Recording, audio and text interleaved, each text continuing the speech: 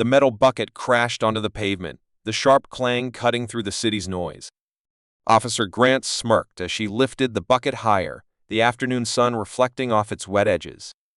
"Let's cool down that attitude," she sneered. Ice-cold water slammed over Mira de la Cruz's head, drenching her hoodie and chilling her to the bone. Gasps rippled through the crowd, but Mira didn't flinch. She stood there, water dripping from her fists, her pride untouched. Across the street, tires screeched as a black SUV came to an abrupt stop. The doors flew open. Mira's voice barely rose above a whisper. "You're finished." Officer Grant chuckled, stepping closer until her badge pressed against Mira's chest. "And what's your immigrant daddy gonna do? Complain?" Car doors slammed shut, bang. Bang, like gunfire. The crowd turned to see who had arrived, and suddenly, everything changed. Mira de la Cruz had learned long ago that life wasn't fair. She had seen it in the way people looked at her, in the way they treated her like she didn't belong. But she never let it break her. Because her father, Colonel Elias de la Cruz, taught her something stronger than fear. He wasn't just any soldier. He was a legend.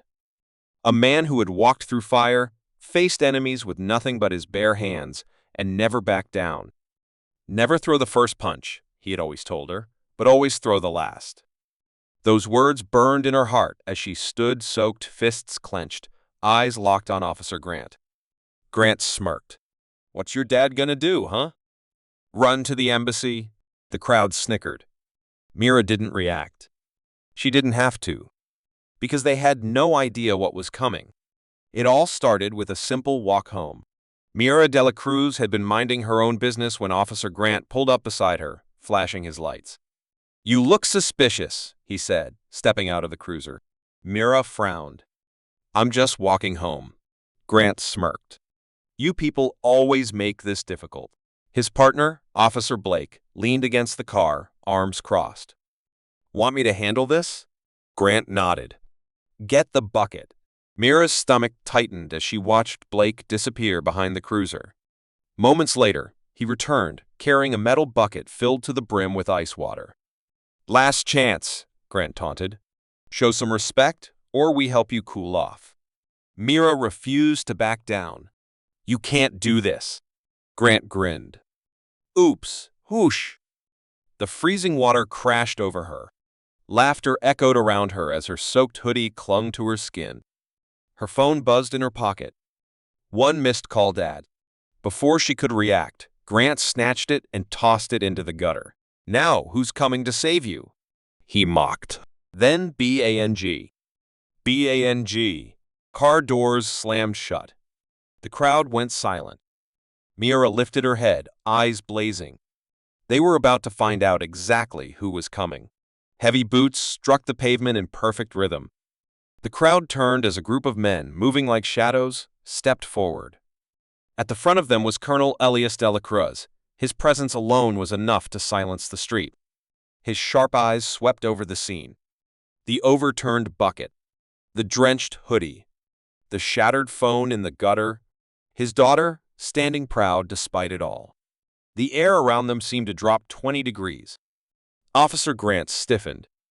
"Sir, this isn't what it looks like. Who authorized this?" Colonel de la Cruz's voice was like steel, cutting through the tension. Blake's hand twitched toward his taser. Bam! Before he could blink, one of the colonel's men had slammed him against the cruiser, pinning his arm in a painful lock. The crowd gasped. No one had ever seen cops lose control this fast. Across the street, a man in a suit was already running toward them, the police chief.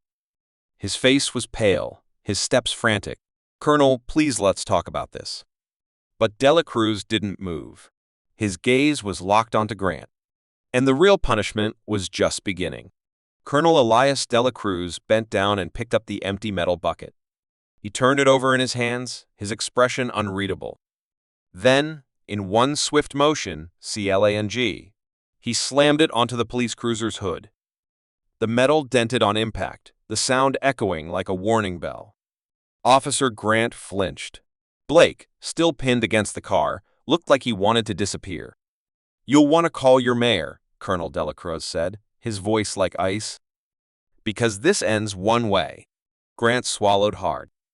Sir, you resign, the colonel continued, stepping closer, or I dismantle this department brick by brick.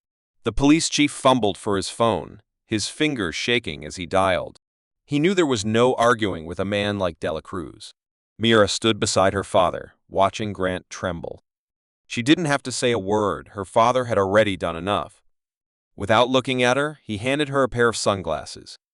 Next time, he murmured, you throw the water back. As they walked away, the street was silent. But everyone watching knew one thing for sure, no one messed with the Dela Cruz family. The street was dead silent.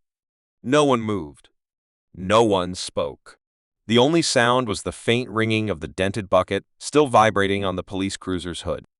Officer Grant's hands trembled as he looked between Colonel Elias Dela Cruz and the police chief, who was already begging for a solution over the phone. Blake, still pinned by one of the colonel's men, didn't dare make a move. Mira stood tall beside her father, water still dripping from her clothes, but she didn't feel small anymore. Grant finally choked out. It was just a misunderstanding. Colonel Dela Cruz didn't blink. You're done here. The police chief nodded frantically. I'll handle everything, Colonel. I swear. Mira watched as Grant's face turned pale. His career was over, and he knew it. Without another word, the colonel turned to leave. He handed Mira a pair of sunglasses as they walked away. Next time, he murmured, don't just stand there. Throw the water back.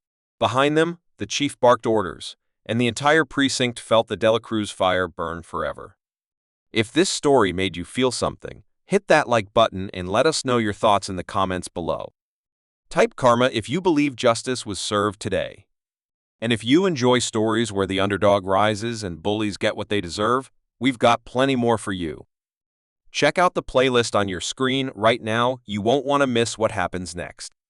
Because in the end, real change starts with people like you.